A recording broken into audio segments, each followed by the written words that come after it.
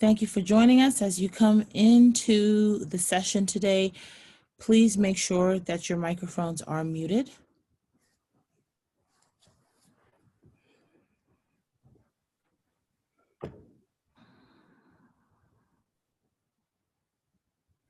You ready? Can I go?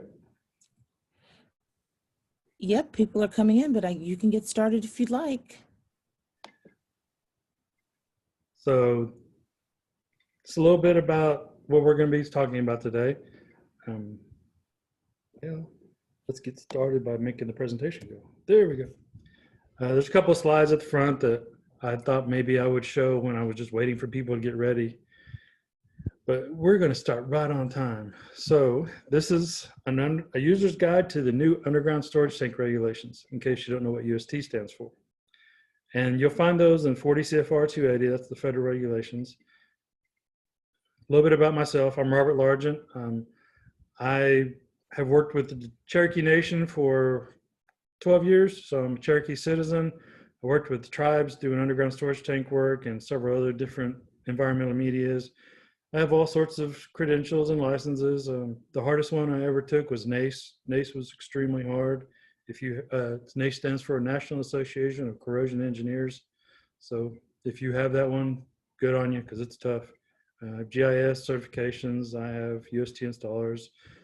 I also do a lot of things online. I have YouTube videos specifically about gas stations, underground storage tanks, and those type of things. I have a LinkedIn group that is focused on underground storage tanks compliance. And I've been a Petroleum Equipment Institute forum moderator since about 2004 also. I've worked with the EPA, tribes, states on modifying EPA UST regulations on several different occasions. For the 2005 Energy Policy Act, we worked on those. And then more recently, the new EPA regulations.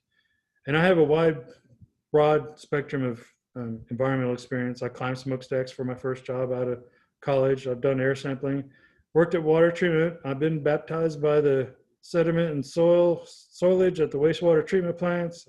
So I've done a lot of different things, and I've taught college. So when you talk about UST compliance has basically one slogan.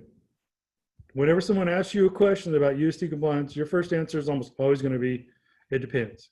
Because you never know what that system is like until you go do your background checks, figure out when it was installed, figure out what kind of equipment is there, figure out who installed it, what state it's in. So you've got all sorts of the things that you have to answer before you can even begin answering a question like, what do I do about my whatever they're talking about? Some intro terminology to underground storage tank words. USTs, that's underground storage tanks. Those are tanks that are buried underground. ATG, you'll often hear people just say Veeder-Root because Veeder-Root's the big ATG manufacturer on the market. But there's also Franklin Fueling, Red Jacket, which is owned by Veeder-Root. So if I mess up and I'm talking about an ATG and I say Veeder-Root, I mean the same thing. I get caught up in it sometimes too. All of our stores have Veeder-Roots. All of our facilities have Veeder-Roots. So that's just what I get used to saying. Interstitial space is the space between two walls. And for our situations, that's the space between the inner tank and the outer tank, or inner piping or outer piping, or inner wall of a sump or an outer wall of sump. So interstitial space, you'll also often hear it called annular space. Because these terms in the UST world there can be so many synonyms for the same thing. EPA and several community organizations have gotten together trying to make a standard for all this fueling equipment data. So if you want to get involved, you can click on that link right there. And you'll find throughout this presentation, a lot of the pictures have links in them. I call those Easter eggs. And then a lot of the words themselves have links to different places on the internet with more information. So one of the guys I do things with a lot said this is like Inception. There's a thing inside a thing inside a thing. So a lot of my presentations and a lot of the information I give out is like Inception. So one of the things that we talk about a lot that you may not use the exact right name for is these right here. Normally, the customer would call these your pumps. But in the industry, we all know these are dispensers because these are your pumps. For a pressurized system, which is what most of the systems in the US are, the pump is actually in the tank and it pulls product up and pushes it to the dispenser. Except, now there's always an exception, it depends. If you have a suction system, then the pump is actually in the system. Right there is the pump for this suction system. So these are the pumps. So the agenda for what we're going to talk about. First, I'm going to start off with what is the exchange? One of the things that I find a lot of times is when I go places, I use APHIS, or Army and Air Force Exchange Service, to describe who I work for. And you'll see that in my bio. And people don't know what that is. So we're going to go through a little bit about what that is and how big a universe we have. Then we're talking about retail gas stations and just running them. Then we're going to get down to the 40 CFR 280. And I'm going to throw a little bit more stuff in there just for extra content because it's interesting. The exchange, you can see our big exchange symbol right there. That's 2 chevrons. It is 125 years. We've been the Department of Defense's largest retailer. We are for the Army and Air Force. There's separate exchanges for the Navy, the Marines, and the Coast Guard, but they're much smaller than we are. We provide tax-free shopping and services to more than 12 million. Since 1895, we've had many names. Army and Air Force Exchange Service. If you know somebody that is a military member, they would call us AFES. If you know somebody that worked for the organization, we call ourselves APHIS. And a lot of times, older movies, older things, you'll hear about the BX, the PX. Those are us, just in the past 5. Those are the base exchange and the post exchange. About 2004, we rebranded as just the exchange, even though whenever you talk to most people out there, they still call us APHIS. We're the 62nd largest retailer in the United States. We're the number 36 convenience store. The number is really misleading. We're much bigger than that. The publication I got that information out of only listed us as having about 100 gas stations. We have about 3 times that many. So it's hard for these publications to know a lot about us because we're kind of secretive. You don't know much about us unless you're in the military or associated military. So we're like undercover. We have more than 4,000 facilities in 33 countries. And with all these facilities and all these movie stores and the warehouses and the bakeries and the airline catering we do and the 35,000 associates, we have one environmental person. I am the environmental person for the Army and Air Force Exchange Service. I am over all environmental things that are associated with the Army and Air Force Exchange Service. So if you ever have an environmental thing that has anything to do with us, I would be your point of contact. Our gas stations are usually branded as expresses, and they are prominent throughout most of these locations. You can see here's a map of where locations are across the US and the world. This doesn't really detail. We have a lot of smaller exchanges that you won't see on here. I know up by where I'm from in Tahlequah, there's one at Camp Gruber. So I know there are a lot more out there that aren't listed on here, but you can only list so many. Here are our numbers for 2019. We did 8.6 billion in revenue. We have 7 plants providing baked goods and water overseas. We do school lunches overseas to the DOD schools. The big thing for me is, of course, the 438 million gallons of fuel dispensed. That's just our retail fuel. That doesn't count our fleet facilities. We have our own trucking fleet that goes across the US, Germany, Korea, Japan, Italy. So we're all over the world with our own fleet. And we have 11 distribution centers. These distribution centers, we have to be in charge of everything at those. They're not on military installations, so those are completely run by us. Our motto is we go where the military goes, or we go where you go. We have had associates die in the line of duty, so it is not without risk to work for us. Whenever the military ends up in Afghanistan or Iraq, we're there. We provide goods and services to those military members.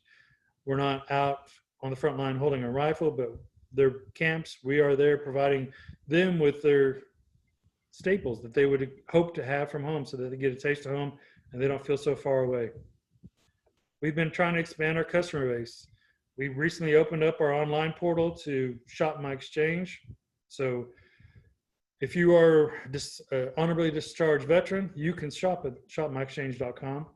We've also opened up our stores again to service-connected disabled veterans, and we're trying to get it so that our CAT cards, any CAT cards on installations, can shop at our stores. Because right now, if you just have a CAT card, you're a civilian on installation, you can't shop at our stores. This is just another page discussing the Veterans Online Shopping Benefit and how works. Now we're going to talk about our exchange gasoline distribution facilities. And I use the term GDF because it's one of the terms that the air regulations use to talk about gasoline stores, gasoline stations. They don't really use convenience stores. In the universe today, there are, according to NACS, which is the National Association of Convenience Stores, there are about 152,000 U.S. convenience stores. About 80% of those sell motor fuels. You know, a lot of the motor fuel sales are going more towards box stores. You can see at Sam's, Kroger's, Costco. A lot of these places are starting to get into the fuel business. So you can see a lot more convenience stores that don't sell fuel. You'll see a lot of 7-Elevens around the country that are convenience stores that don't sell fuel. The UST count by the EPA as of March 2020, there were 541,532 active USTs at approximately 193,000 facilities. So that's distribution centers, that's gas stations, that's all USTs. Our UST verse for the exchange, we have about 300 gas stations in 8 countries. Most of them are inside gates at military installations, but you can find some of our stores. The installations have shrunk, they've been bracked, and so some of our stores are actually outside the gates. Not a whole lot. They're supposed to ID people and not let people that don't have a CAT card buy gas there, but it's kind of hard to regulate. Over 1,200 tanks that we're responsible for. We are responsible for our transportation. We have midway points, way stations. What do they call those? Anyway, places where they can go just get gas. They don't do anything else. They leave a trailer there. They leave gas. We have one in Wichita, Kansas. We have distribution centers, California, Virginia, Texas, overseas. We have facilities, maintenance groups. They have their own tanks with some fuels in those, sometimes diesel. And we have emergency generators with USTs at some of our locations. Our headquarters has an emergency generator with 2 10,000-gallon diesel tanks hooked up to it. And waste oil, because we do run some car repair service centers. We have Firestone, some other contractors doing it, but we have our own at some locations. Some of the things that you don't think about when you're operating a gas station. We open gas stations to make money. I mean, that's the main reason they open a gas station. But gas is very low profit. You make your money by getting people to go into the store and buy the high dollar things like chips and drinks and tacos and other things. We're doing a lot of pizza at a lot of our stores now. So you get the people to go in there, and that's where the money comes from. And right now, our goal as the Army and Air Force Exchange is to make money so that we can give that money back to the military welfare and recreation programs for our military service people. Another thing you'll see at a lot of gas stations is accidents. Gas stations are just magnets for accidents. I get accident reports all the time. Wide range of things happen at gas stations, from people running over the dispensers, from driving off with the hose still installed. The bottom left one is one of our stores in Lackland, San Antonio. Customer was trying to fill up a gas container in the back of his truck. Static caught it on fire, caught him on fire. And luckily he wasn't hurt too bad, but we have signs everywhere telling people not to put containers in the back of their vehicles and fill them, but you'll still see people do that. And static is a big issue at these locations. Thefts. Luckily, we don't have a lot of thefts. And if I had a piece of wood to knock on, I would. But they do occur. We have a couple sites that are outside the gates that have been robbed on, and has happened. So we try to make sure our management, our staff are in a good shape. Being inside the bases, we don't have to worry about that as much as other places. Top right is a trailer that they've actually pulled up on top of the tank pit, and they are stealing gas out of the tanks. And that has happened numerous times across the country. Has not happened at one of our locations yet, but we try to keep all of our fill pipes locked just for that. It won't really stop them. If they're really determined, they're going to get past those locks. But we try to make sure that we keep them locked for several reasons. In the bottom right, skimming has become a big problem at a lot of these gas stations. The thieves are becoming very good at putting skimmers in. When nobody's paying attention, they will then just Bluetooth the information from there. They don't ever have to get back into it again. We have not run into that yet, but I know a lot of sites and a lot of places do deal with it. So my advice is when you go up to a gas station, and if you have to use your card, try and pick a dispenser that's closest to the front of the store or the best lit area so that its cameras pointed at it. Because you want to know, try to be sure that you're not going to get skimmed. And then we also have people that, we have to make sure they're 21. There's a lot of soldiers that aren't 21 yet. They still have to be 21 to buy liquor and some tobacco products. These are all some of the regulations that the gas store manager has to worry about. And the main one we're going to talk about, and the most important one to me, 40 CFR 280, the UST regulations. And there's lots of things in that. Then NFPA, National Fire Prevention Association, they have a couple regulations about gas stations. Petroleum Equipment Institute has 4 or 5 RPs that focus on gas stations. American Petroleum Institute, they have several publications about what color the fill pipe lids have to be for different products. They have installation guidelines, so they have a few things. 40 CFR Part 63 Subpart CC is the NESHAP GDF air regulations. These are basically stage 1 vapor recovery. They want to make sure you're recovering, the delivery drivers are recovering vapors whenever they drop fuel into the tanks. Weights and measures, they'll come out there to make sure a gallon of gas is a gallon of gas when you're pumping it out to the customer, that you're giving the proper octane levels. And that when you say you're selling them premium, that you're actually selling them 91 octane premium. I've had sites call me, IRS is here. They want a sample of our diesel. That was one I didn't ever expect, but apparently they want to make sure this site was not selling red dye diesel. So they took a sample of their diesel and took it to be analyzed to make sure they were not selling farm diesel, because there's some write-offs to that. Summer versus winter, there should be 2 appendices there. Read vapor pressure. This is one of those things that affects the small areas of the country. The refineries have to go from a winter blend to a summer blend. This is something that we've been written up for in El Paso before, because when they came out to sample, we didn't have the right type fuel, but we have no control over that. It comes from the refinery the way it comes from the refinery. So it's not really fair that we get written up for it, but still, you'll find that with a lot of these regulations, the gas station gets written up regardless whose fault it is. And then they have to worry about these, food licenses, liquor licenses, SIGs. So there's a lot of things that a store manager has to worry about. And the dispenser you see there, though, yes, those are bullet holes in that dispenser. So there are some crazy things that happen at gas stations. Now we're going to go into the new EPA UST regulations. So this is what you actually came here to listen to instead of me just meander on about all this other stuff. Let's get into it. So why do we regulate USTs? Anybody that's been in the UST field for a while knows 83 60 Minutes came out with a story called Check the Water. In Rhode Island, there were several underground storage tanks that were leaking and getting into people's drinking water at their houses. When that came out, it gave the impetus to the Congress to start passing some of these regulatory guidelines to make sure these things don't happen anymore. And UST releases are the most common source of groundwater contamination, and petroleum is the most common contaminant.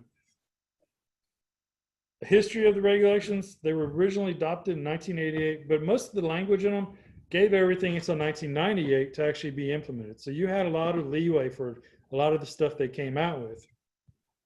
Then they came out with the Energy Policy Act of 2005. It had some small requirements that changed some more guidelines. The operator training was included in that. The ability for states to implement the UST regulations on federal facilities was part of that. And then 2011, the most recent version of the EPA UST regulations, with an effective date of October 13th, 2015. That's the one we're going to be focused on. So the UST regulations, they changed certain portions of 88 regulations, and the key changes established federal requirements that are like key portions of the Energy Policy Act 2005. But in addition, we added new operation and maintenance requirements and addressed some of the UST systems that were deferred in the 88 regulations. You'll find I put a lot of text on some of these slides. I don't plan on reading all the text.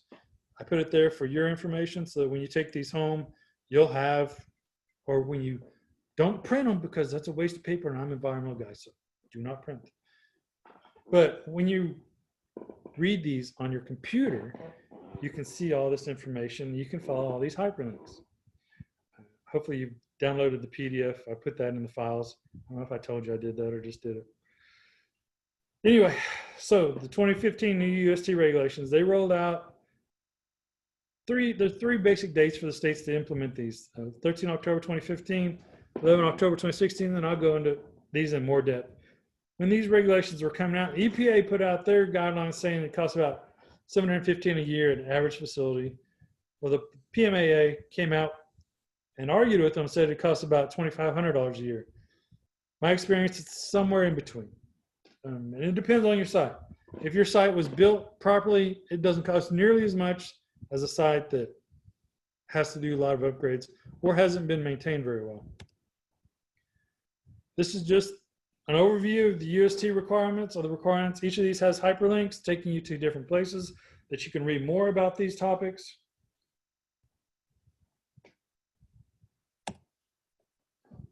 So the state response to these new regulations, oops, damn. I just spilled my drink. We've had a spill. Anyway.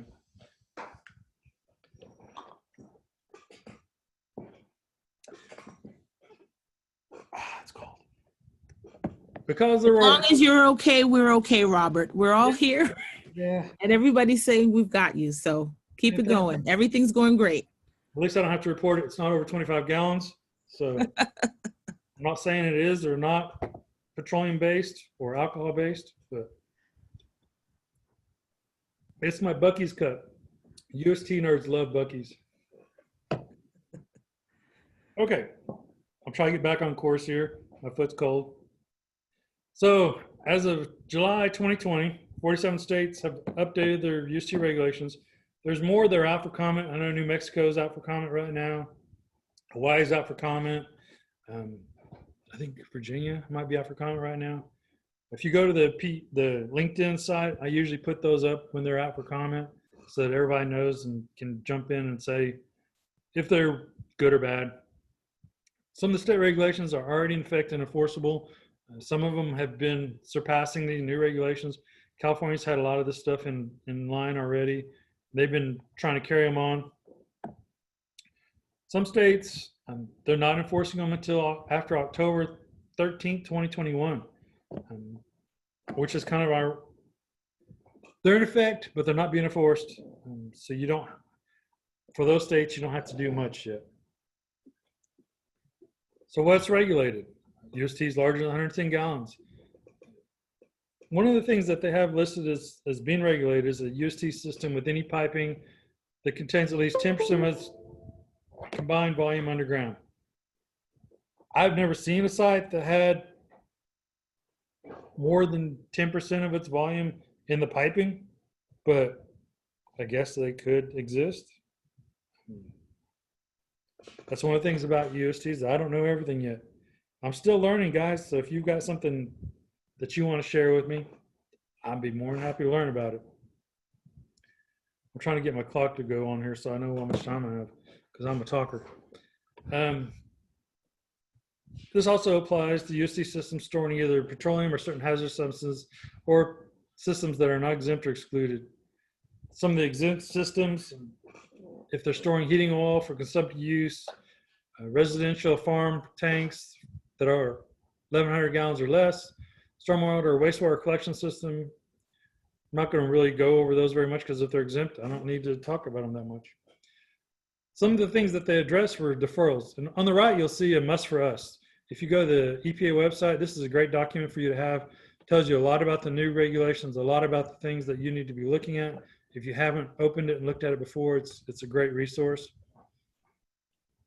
One of the things I can't talk about much because I don't have any experience with them is airport hydrant systems and field constructed tanks. I can read you the regulations here, but I can't give you a lot of input on it because I've never had to deal with them.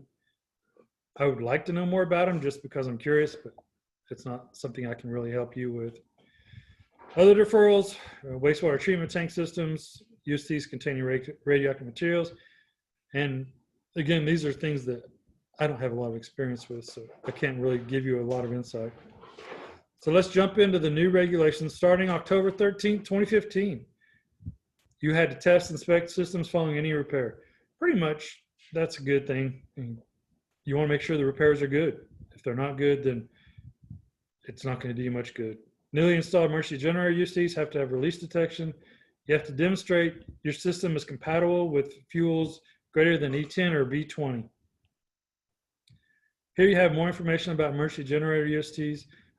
Basically, you have to have leak detection on these tanks. There was a great emergency generator UST webinar by New England Institute of Water Pollution Control Commission. If you're not familiar with them, there's a link to some of the content they put out. They organized the National Tanks Conference. If you work with USTs quite a bit, I recommend going to the National Tanks Conference. The California CUPA Conference is another good resource for information on underground storage tanks, especially related to California regulations. It's one of those conferences that I go to and I still learn things.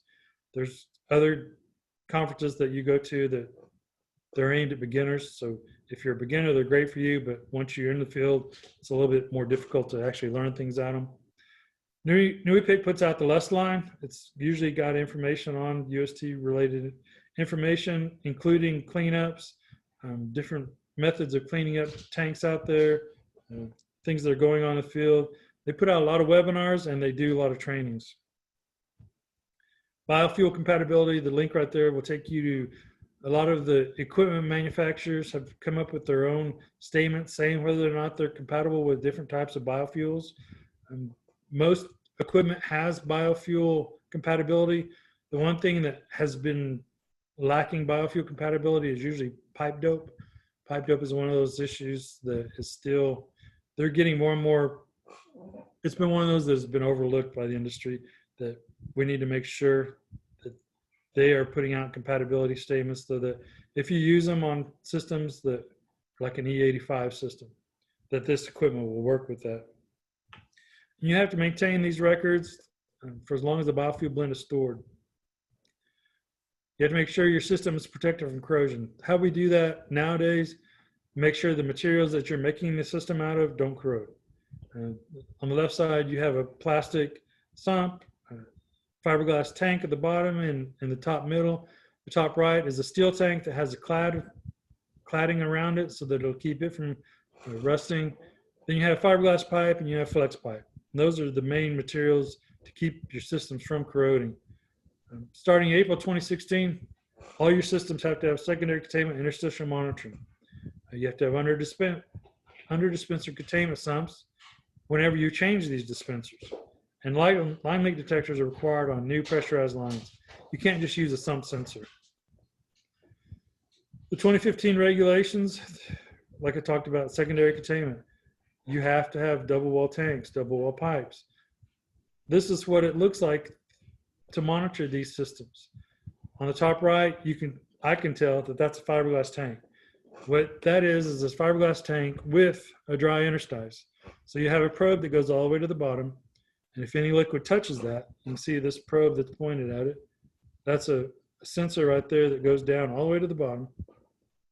If any liquid touches it, it goes into alarm. The next one is for steel tanks. It can also be used for a lot of different ways because it's just a float. It's a float sensor that goes at the bottom of this monitor pipe in this steel tank right here, and it goes all the way to the bottom, and if liquid touches it in the dry interstice, it goes into alarm. And then the third one to your left, this one on the left, is for a hydrostatic reservoir. So if your double wall interstice is filled with water or liquid or brine, usually it's a brine solution, something that won't freeze easily or won't change volume by temperature. So it's not likely to expand when it gets hot or contract when it gets cold. Then this one will tell you, it usually has two sensors in it, a high level and a low level. So it'll go into alarm if the liquid drains out of there, and it'll go into alarm if the liquid goes above it. So if you have a leak, either way could happen, depending on how your water table is outside. Then you have to have dispenser containment, and this is what it looks like underneath your dispensers. And that's so that if anything leaks under the dispenser, it goes straight into that And usually you'll have a sensors down there that'll cause it to go in alarm. And these are different kinds of line leak detectors. You'll have your electronic line leak detector or your mechanical line leak detector. And both of those have different pluses and minuses. The electronic line leak detector checks your system more frequently. Mechanical line leak detector depends on your customers coming to tell you whenever something is going on with your system, because it just slows the flow and should, in basic theory, your customer is the alarm, because they'll come in and tell you your system's going slow. And the first thing you need to check is, well, first thing you'll check is your filters, your nozzle, and then your line leak detectors. UST systems have to be properly installed. One of the guidances for proper installation is from PEI RP100 at the bottom left. This tells you different ways to install your system. NFPA has some guidance on installing systems. API has guidance on installing systems. And then the manufacturers, usually when you get a tank, it comes with the recommended installation procedures in the installation manual with the tank. So they tell you how much peat gravel to put in there. They tell you how much buoyancy they can hold, how thick your parking lot or cover over the tanks needs to be, all that kind of information. And if you don't have deadmen or it's not installed properly, they may pop right out of the ground. Here's what we're talking about. When we talk about spill buckets, that's the areas, the red lid is usually mean the premium fuel. You can see that spill bucket has sensors on the bottom of it so that if it gets liquid in there, it sets off alarm. You have your STP sump, your sub-turbine sump. That has sensor on the bottom also, so that if any liquid gets in there, it sets off alarm. And then your under dispenser containment sumps. So this is just the side view of those things. It's because if we're going to keep talking about them, I want you guys to know what we're talking about. And these are what they look like from above ground. You'll usually see the spill buckets out there by on top of the tanks. Your STP sumps are covered with, it's a huge metal manhole cover. They're quite heavy. Some states insist that you open those every month. They're extremely heavy, so you need to make sure you have the proper people opening those. They have the proper equipment. We used to have a magnet. When I opened them a lot with Cherokee Nation, we had a magnet we carried around that would help lift those a lot easier. Fiberglass ones come off okay, but they can get stuck too, and they crack a little bit easier than the metal ones do. Both of them degrade pretty well. And here's just all the equipment involved with your UST system. You can see there's a lot of things involved. Monitoring wells, you don't usually have those on new systems now. Those are kind of outside for leak detection. You may still put them in because they're a great way to tell if you've had a release. You can drop a baler down the monitoring well, you pull it up, and you can see that there's gas in the back soil. Ball float valves, those are something you can't use on new installations. You may still have them on older systems, but they've been phased out for the most part. Vacuum lines, these membrane vapor recovery systems are only on stage 2 vapor recovery systems, which are basically in California. I think Washington, D.C. may still have them. Not very many places have those anymore, thankfully. You have your overflow prevention valves. This is flex pipe going in from the STP to the dispensers. So you have a lot of equipment in there that you have to be aware of, and you have to make sure it doesn't rust, it doesn't leak, it doesn't have any issues going on with it. So starting in October 2018, this is when the good stuff kicked off. Your AB operators have to be trained. They have to be trained within 30 days. All your sumps and spill buckets have to be liquid tight. You have to upgrade to double wall piping if you replace 50% or more of your single wall pipe run. You have to keep testing inspection records for at least 3 years. You have to respond to all sump alarms. Here is a little bit more information. When you test for liquid tightness on your spill buckets and your containment sumps, the usual reference is PEI RP1200. That tells you that you have to fill those up with liquid above the top penetration fitting. There are other ways you can test these now. There's a low liquid level from PMAA. They call it the PMAA method. Basically, if you have a sump sensor in there, you just have to put liquid in there until that sump sensor goes into alarm. That sump sensor has to shut down everything when it goes into alarm. There's another method out there where they put basically it's a fog system. They use lasers. I've only seen it a couple times. You have to drill holes into the concrete, put these things in. Those things give off vapors, and those vapors, if they enter the sump, you know you've got a leak.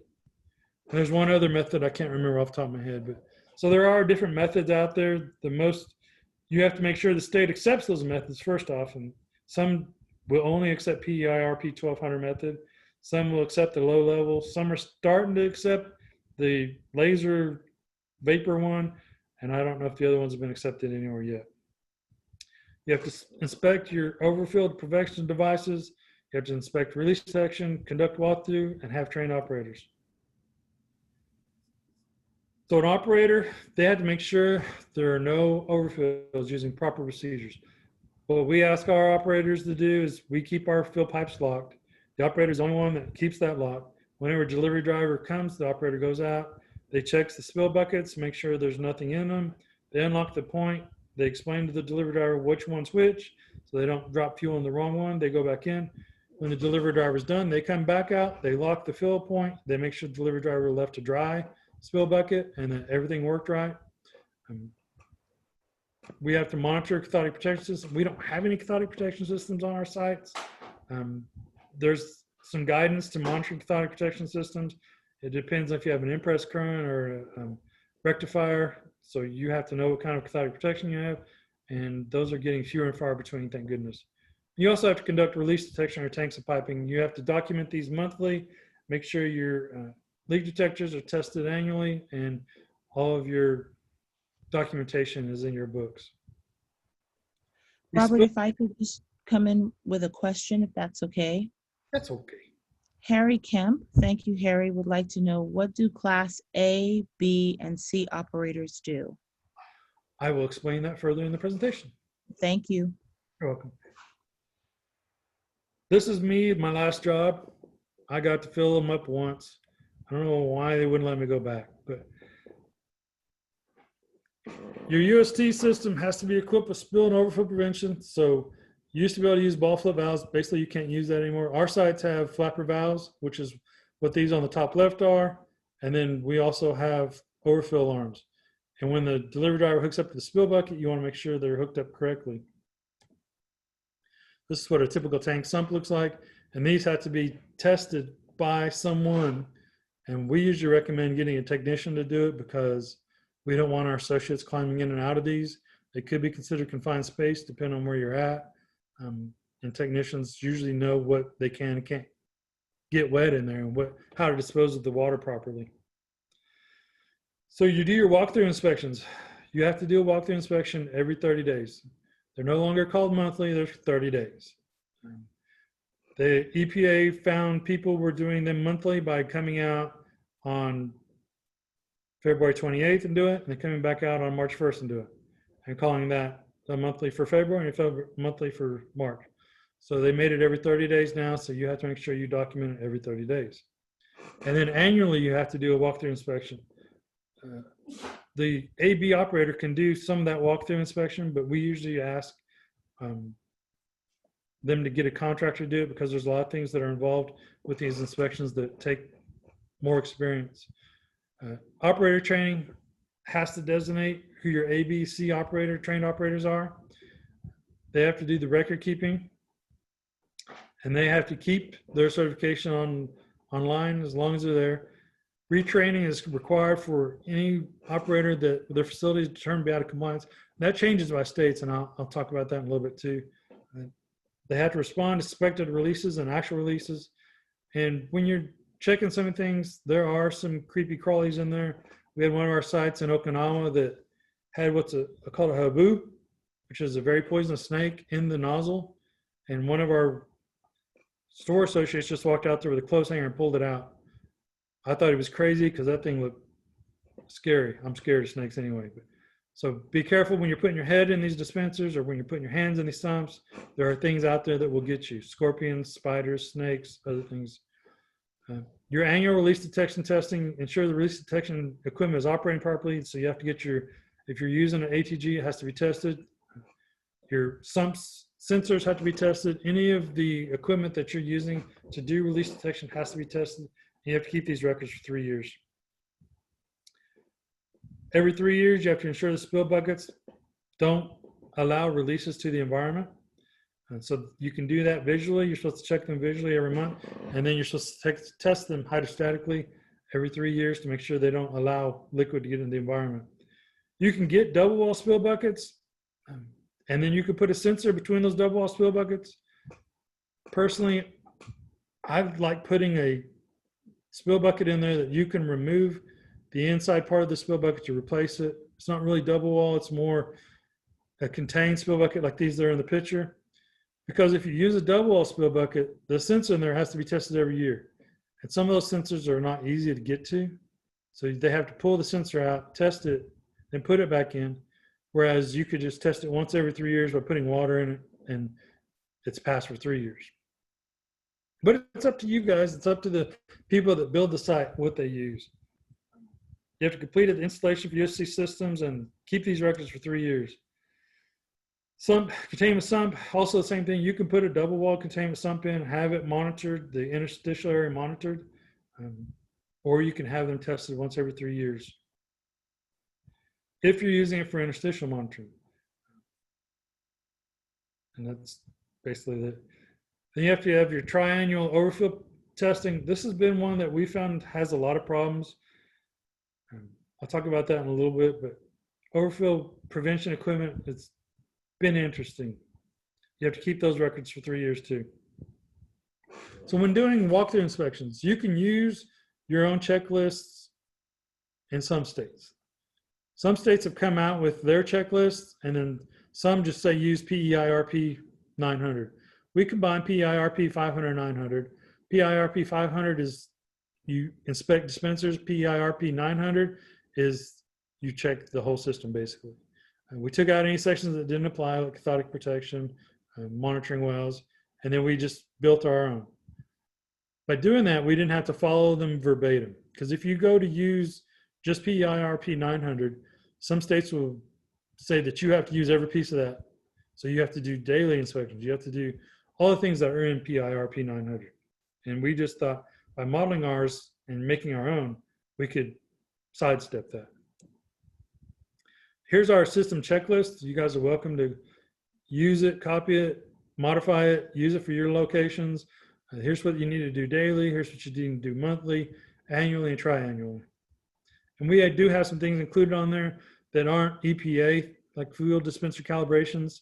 Those are not required by EPA. Those are required by weights and measures. We don't have to comply with weights and measures, but we want to make sure we're giving our customers the proper amount of fuel, and we're not just giving away fuel too. So we do that on our own, and we also have our filters changed at those times so that our fuel quality is good when it comes out. And here's just a recap of all the things that are walkthrough inspection recap. If you don't have any, you can use, well, that link won't take you anywhere because it goes to our internal server, so sorry about that. Look for water in the tanks. One of the things that we see a lot right now is a lot of false alarms for water. A lot of the probes are getting gunked up out there. So when they get gunked up, they stick, and it looks like you had water in your tank, but you don't. So make sure your site has a tank stick with the proper fuel paste on it, which would be like ethanol fuel paste or diesel fuel paste or whatever fuel you're holding in those tanks. So some of the regulation impacts. So starting October 13th, you had to test.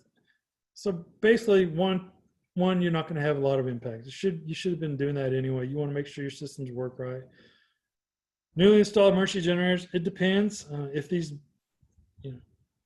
it's going to add a little bit to the operating costs and installation costs.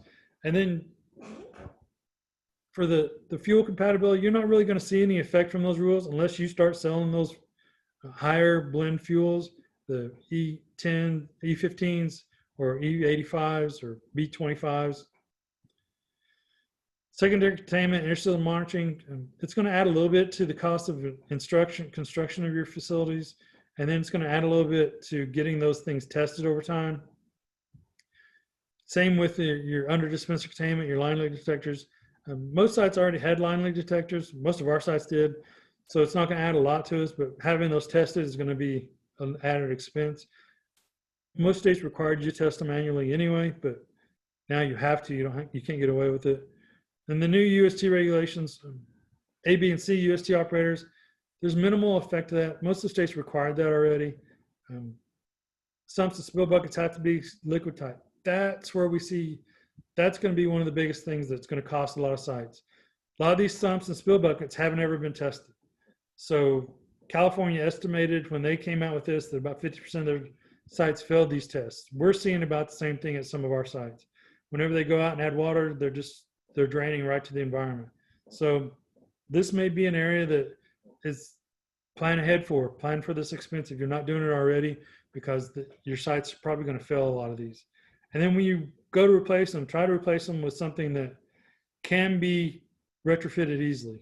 There are spill buckets out there that you can just replace the spill bucket without breaking concrete, because the big cost right now is breaking concrete. When you have to go out there and tear up all the concrete, tear the spill bucket out, put new concrete in, maybe even pull up some of the backfill if it's contaminated, it gets pretty expensive. If you have to upgrade your double wall piping, that could be expensive. Keeping your testing inspection records for 3 years, you should have been keeping records already. When it says must respond to all sump alarms, you need to document that you responded to those too. No, you can't just respond and say you did it. You need to make sure that that's written down somewhere. Another thing that is not on this list that I probably should talk about a little bit more is your overfill prevention devices. Those are also an area that you have to test those. And because of all the corrosivity of the new fuels, a lot of those are welded in place.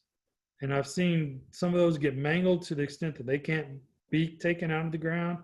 And so the sites had to break concrete, go down, dig to them, remove the whole sump, remove everything to get that fill pipe back out of the ground and then replace it. So that could be another area that's kind of expensive. So final thoughts. I may be running a little late, but I'm jamming here. One of the things you want to know is where you can get free operator trainings. There's a lot of states that you can get free operator trainings. If you don't do free, they can run from about $150 a piece to up to, I've seen $350 for each operator training. So you want to try and find a way to get those at the least expensive way you can. Operator training, these states, the last time I checked was 2016. So some of these states may have changed. So you need to do your own homework. I've provided links way down in this presentation for what they allow you to do for operator training. Reciprocity is what you're looking for. Just do a search on their regulations for operator training. For reciprocity, it can range in costs, and some of them require an exam. You have to take the ICC test to be an operator. Class C operators usually run around $15. They can get a little bit more expensive, but they can be free because AB can provide those those operator trainings. And these are some training providers that I'm aware of here. Make sure you know all your dates. If your UST system was installed prior to April 2016, you may still be falling under the 88 UST regulations. So you can use old methods of release detection. You can use your ATG. You can use statistical inventory reconciliation. You can use CSLD. You can use 0.2 gallon per hour test. You can use some of the other methods that are out there. You can still have a ball float valve, but you have to get them tested every year, and they're probably going to be removed eventually. You won't have to test your STP sumps or your UDC sumps if you're not using them for interstitial monitoring. But you still have to test your spill buckets, your ATG, your line leak detectors, your overfill devices. Those still you have to, but be careful. When I say you don't have to test all your sumps, the EPA came out with a letter to New Jersey. Even if you have single wall piping going into a sump, which is what interstitial monitoring is, you still have to test those sumps. The only thing I can say is I've never met an inspector that was wrong.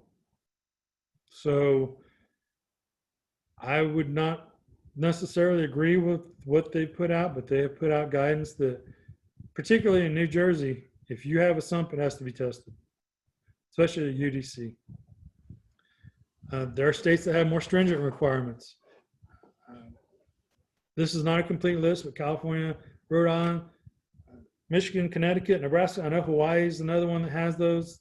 So some of these states have more stringent requirements than what we can than what we have to deal with in 40 CFR 280.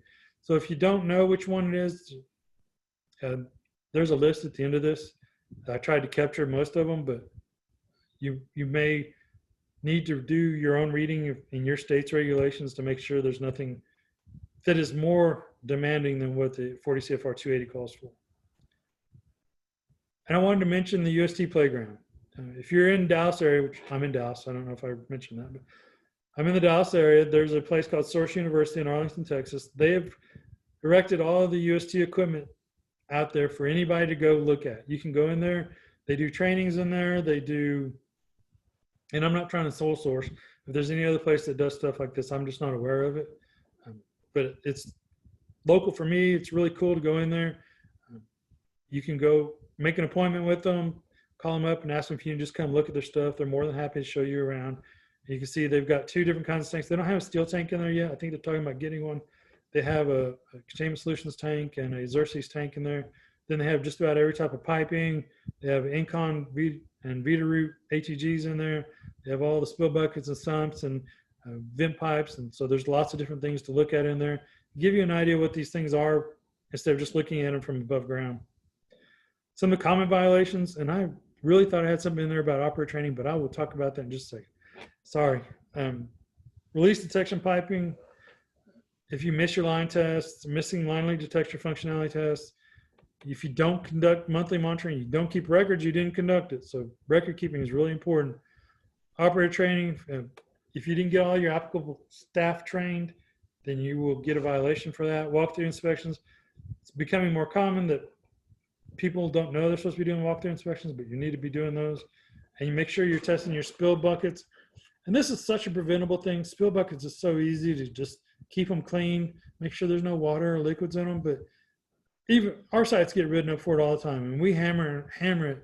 We even ask our sites, they know the inspector's coming. They know that the guy's going to be on site. We tell them, go out and check everything before he gets there. The inspector walks through and the spill bucket's full of water. And as the environmental guy for these people, I do a lot of eye rolling. Some things I wanted to touch on, these are kind of just insider tips. Fuel grades, a lot of times you'll hear people say they put premium in, they treated their car. And that doesn't work that way. The only time you should put premium in a car is if your manufacturer's manual says to put premium in it. Putting premium in a car that takes regular unleaded doesn't make any difference. Top tier fuels do make a difference. AAA has a study out there saying top tier fuels do clean your engine. So if you can get top tier fuels, Costco sells them. I think there's a list of them. If you Google AAA report on top tier fuels, they will tell you a list of sites that sell top tier fuels. I should have put a link there, but I didn't think of that until the last second. If you go to a site that has ASTs that sells retail gas, be aware that you may not be getting what you pay for.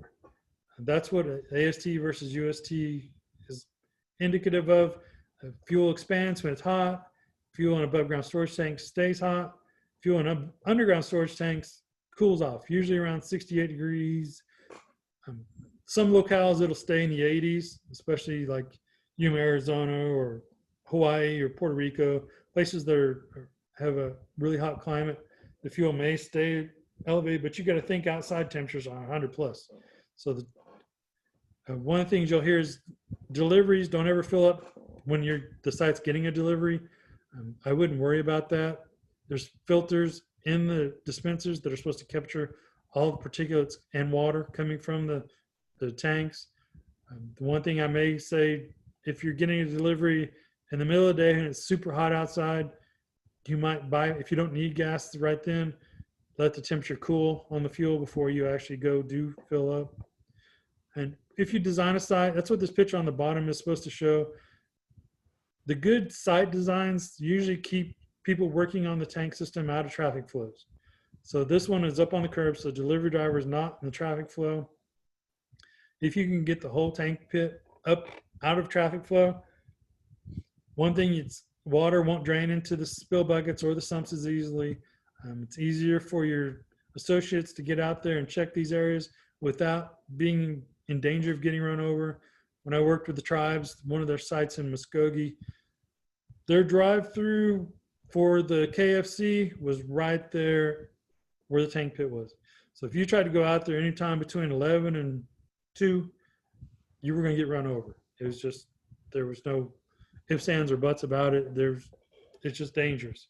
So when you're designing a site, try and think of all the different things. We had a site in Korea that they built. The landscapers came in after we built it and planted a tree right over the tank. So we had to explain to them why that was probably a bad idea to plant a tree right over your UST system. And they asked them nicely to remove that. And then some final thoughts. Aging systems, tanks typically have a 30-year warranty. Your piping usually has about a 30-year warranty. That doesn't mean that's the life cycle of that, but if your tank fails before that, remember you've got that warranty to fall back on. So maybe you can actually get that tank repaired or replaced without any funds coming out of your pocket. Life cycle of a tank system, it's one of those things that there's no real good answer to that. It depends. Depends on a lot of things, how the tank was installed, the quality of the tank when it was installed, the people that installed it, the location it's at, how it was operated, how well they maintained it. So there's a lot of things. There's no real definitive life cycle to tank systems. People are trying to narrow it down a little bit more, but usually if it has, especially on these new tank systems, if it's a double wall tank system and everything's double walled in there, or even triple walled, there are triple walled tanks out there for extremely hazardous materials. If it's never leaked in that interstice, it's probably still good.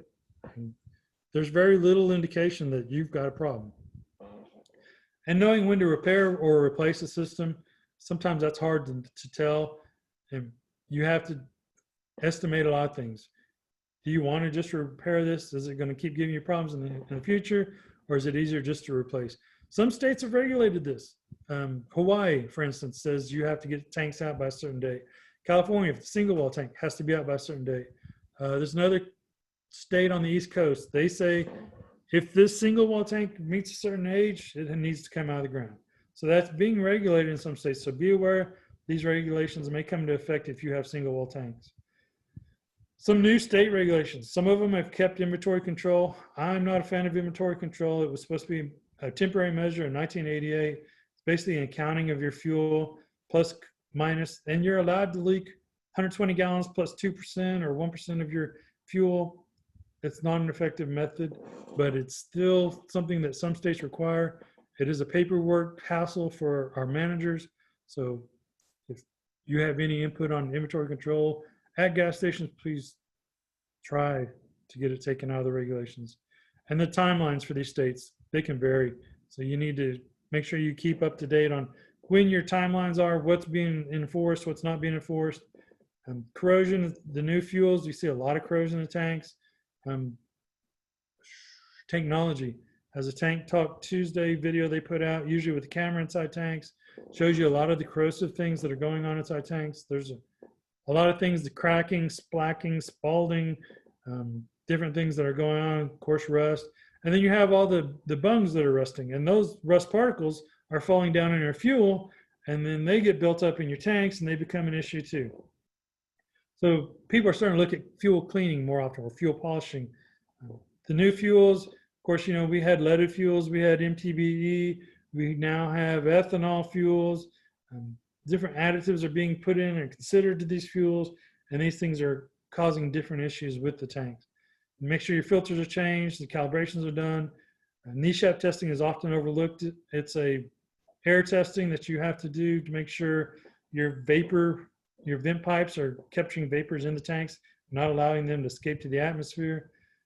COVID-19 put a halt on a lot of the inspections that were going on. That ended on August 31st, so the temporary enforcement of the policy is no longer in effect, and so they can come out and look at your sites. Now let me think about the operator training. Class A, B operators, basically those guys are in charge of everything paperwork to do with your systems. Make sure your leak detection records are kept. Make sure if you have to keep financial responsibility, they keep those records. They have, make sure that any kind of inspections that are being done.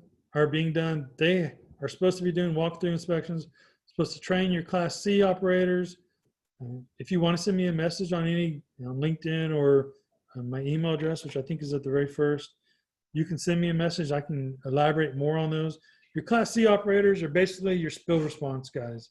They need to know what to do if there's an emergency, if somebody's on fire out front, where the emergency stop button is. Usually there's one located at your cash registers, how to clean up a spill. I've seen many times, which amazes me, that we have a lot of spills from people that have holes in their gas tanks. And I never knew that was an issue until I started working for the exchange. And about once a month, we get a report, somebody spilled fuel everywhere because they had a hole in their gas tank. And I was out in England, and I'm trying to teach some of our associates about gas station stuff out there. And we're looking at the dispensers, and a guy's filling up his Jeep on the next dispenser, and I hear water running. I look over, and it's just running out of it's running out as fast as he's putting it in. And we're like, sir, excuse me, you're leaking fuel everywhere. And he goes, yeah, I know, I got to put it in really fast because there's a hole in my pipe. So if I put it in fast, it'll go past that hole. And so when we asked him to stop, he said, no, I got to get gas. So they called the MPs on him and had him dealt with. But it's just amazing the things that are out there.